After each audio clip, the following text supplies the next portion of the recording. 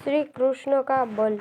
श्री कृष्ण ने पृथ्वी का भार उतारने के उद्देश्य से ही अवतार लिया था और वे अपने इस उद्देश्य को पूर्ण भी कर चुके थे। पृथ्वी का भार उतारने के साथ साथ उनके अवतरण का एक अन्य कारण और भी था।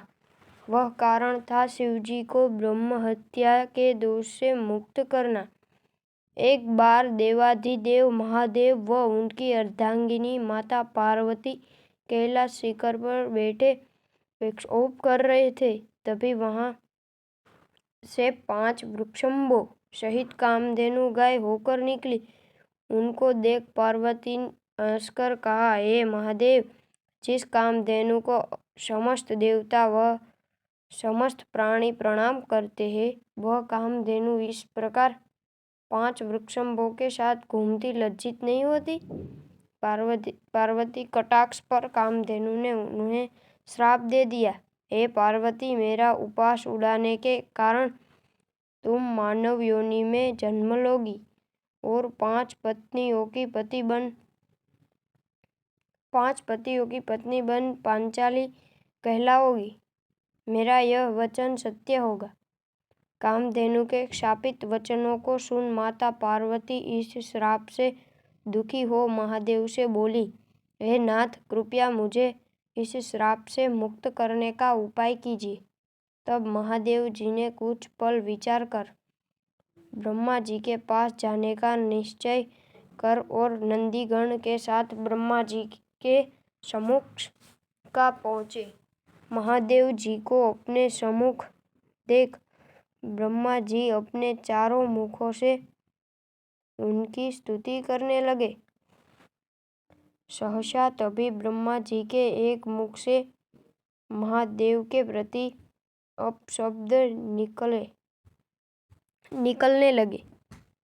इस पर क्रुद्ध होकर महादेव जी ने ब्रह्मा जी के मुख को हाथ में पकड़े ब्रह्म हत्या के भय से कैलाश पर चले गए। महादेव जी के हाथ में थमे ब्रह्म मुख से रक्तधार बह रही थी। यह देख पार्वती भयभीत हो उठी और बोली, यहाँ मत आओ।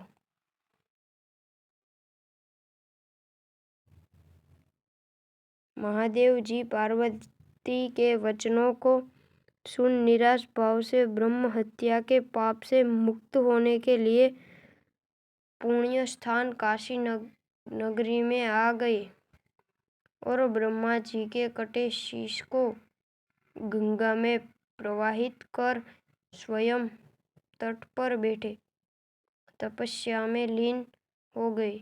इधर भगवान शिव ब्रह्म हत्या के पापों से मुक्त होने के लिए तप कर रहे।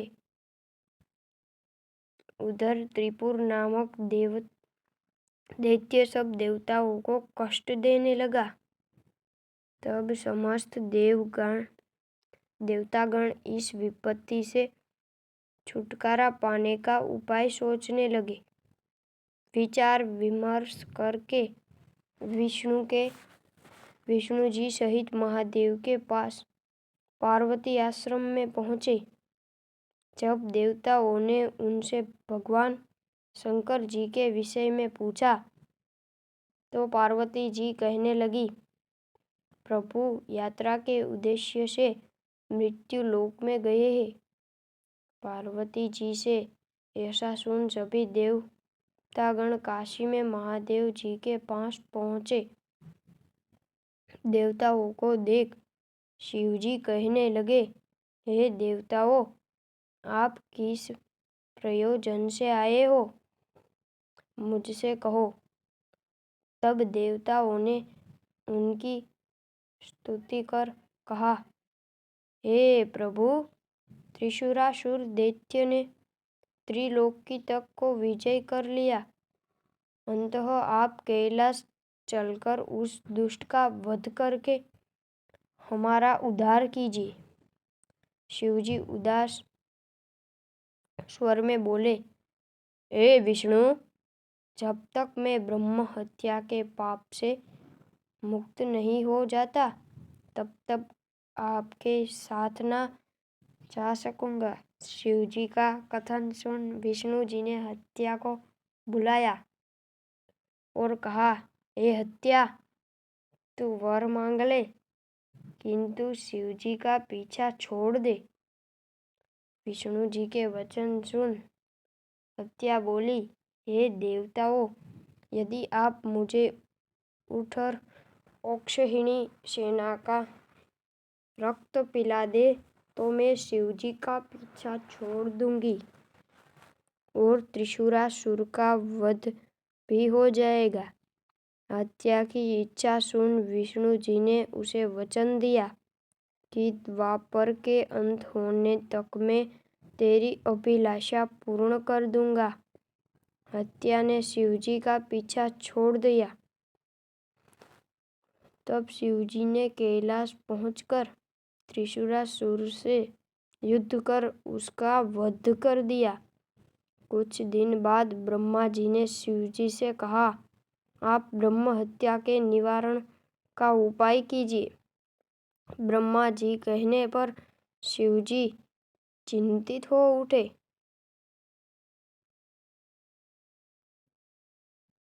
वे विष्णु जी के पास पहुंच उनकी स्तुति कर लगे, नारायण, मेरे शुद्ध होने का उपाय कीजिए। इस पर भगवान विष्णु जी ने कहा, हे महादेव, जब तक मैं हत्या को उठर औक्षहिणी सेना का रक्त नहीं पिला देता, तब तक आप ब्रह्म हत्या के पाप से मुक्त नहीं हो सकेंगे। अतः अब मुझे गोलोक में जाकर भगवान कृष्ण में लीन होना होगा और उनके रूप में ही श्री कृष्ण के नाम से पृथ्वी लोक पर अवतार लेकर पृथ्वी को पाप के भार से मुक्त करूंगा, जिसमें महाभारत जैसा भयानक युद्ध होगा।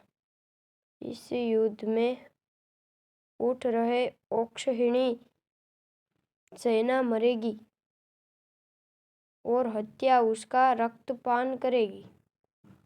इस प्रकार आप पाप मुक्त हो जाएंगे। महादेव से यह कहकर विष्णु जी गोलोक पहुँचे और अपनी गामा शक्ति से भगवान श्री कृष्ण की देह में विलीन हो गए। गोलोकवासी भगवान पार ब्रह्मा श्री कृष्ण ने भगवान शंकर को आदेश दिया कि हे महादेव, अब 5 शरीर धारण कर पृथ्वी पर क्षत्रिय वंश में अवतार धारण करो और पार्वती जी को राजा द्रुपद के यहाँ उनकी कन्या के रूप में अवतरित करो। इस प्रकार भगवान शंकर के अंश से 5 पांडवों का जन्म हुआ और पार्वती द्रौपदी बनकर हवन कुंड से प्रकट हुई। श्री कृष्ण ने शिव जी को ब्रह्म हत्या के पाप से मुक्त करने के लिए यदु वंश में जन्म लिया। महाभारत युद्ध के पश्चात श्री कृष्ण के प्रभाव से समस्त यादव कुल का संहार हो चुका था। अनिरुद्ध के पुत्र वज्रनाभ को यदुवंशियों का राजा बनाकर श्री कृष्ण अपने परम धाम लौटना चाहते थे, परंतु अभी एक कार्य शेष था। उन्होंने अर्जुन को बुलाया और कहा, हे पार्थ, द्वारिका पूरी समुद्र में डूबने वाली है, अतः तुम वहां जाओ और रानीवास की सभी स्त्रियों को वहां से निकालकर सुरक्षित स्थान पर पहुंचा दो। श्री कृष्ण की आज्ञा के अनुसार द्वारिका के लिए प्रस्थान कर गए। अर्जुन के जाने के बाद श्री कृष्ण परम धाम चले गए। जब अर्जुन द्वारिकापुरी से समस्त यादव स्त्रियों, उनमें श्री कृष्ण की हजारों पत्नियां भी थी, को बाहर निकाल उन्हें अपने साथ ले चल पड़े। उनके साथ धन, मणि, रत्न व आभूषण से लगे अनेक रथ भी थे। अपने कंधे पर गांडीव धनुष धारण किए अर्जुन अकेले ही उन सबकी रक्षा करते हुए पंचनंद देश, अब पंजाब में जा पहुंचे। यात्रा लंबी होने के कारण सभी थक गए थे, अतः उन्होंने वही सबके साथ एक स्थान पर विश्राम करने का निर्णय किया। सभी यादव स्त्रियां अर्जुन के सुरक्षा घेरे में विश्राम करने लगी। जिस स्थान को उन्होंने विश्राम के लिए चुना था, वह स्थान अत्रा में म्लेच्छा लुटेरों के क्षेत्र में था। जब उन लुटेरों ने अपार धन संपदा से भरे रथ तथा हजारों सुंदर स्त्रियों को देखा, तो वे सब उन्हें लूटने का विचार करने लगे।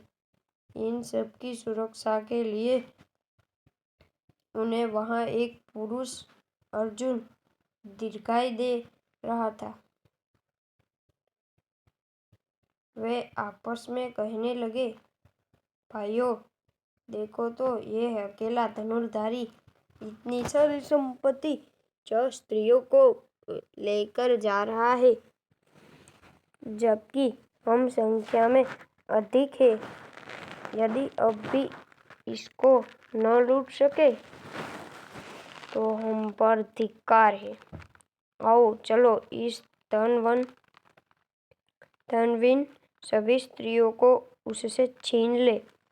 ऐसा विचार कर उन म्लेच्छों ने अपने लाठी, डंडे व पाषाण निर्मित पत्थर से बने हथियार उठाए और अर्जुन पर अपने दल बल के साथ आक्रमण कर दिया।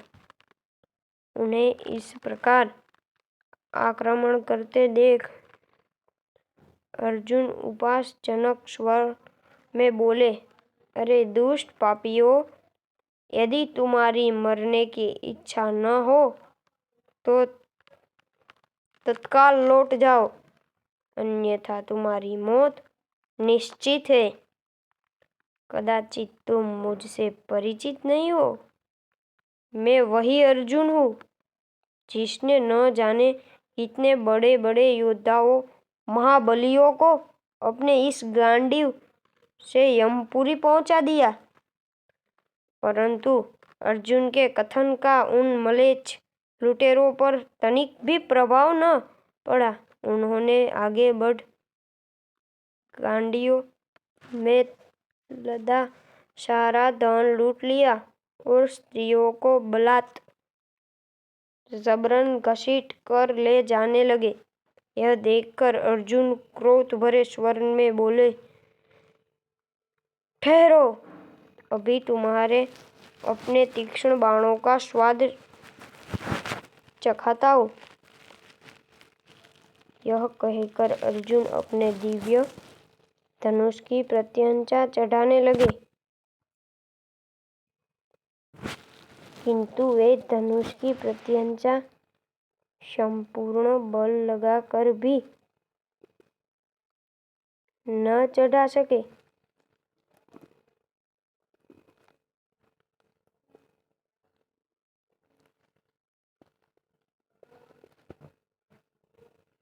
अर्जुन विस्मित थे कि आखिर ये कहाँ हो रहा है। जिस धनुष की प्रत्यंचा चढ़ाना उनका बाएं हाथ का खेल था, आज वह प्रत्यंचा चढ़ क्यों नहीं रही है। बड़ी बड़ी कठिनाई से उन्होंने प्रत्यंचा चढ़ा तो ली, किंतु वह पुनः ढीली हो गई।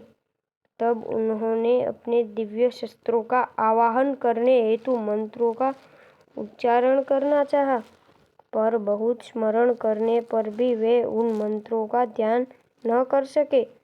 वे मंत्र भूल चुके थे। अर्जुन को आश्चर्य की सीमा न रही।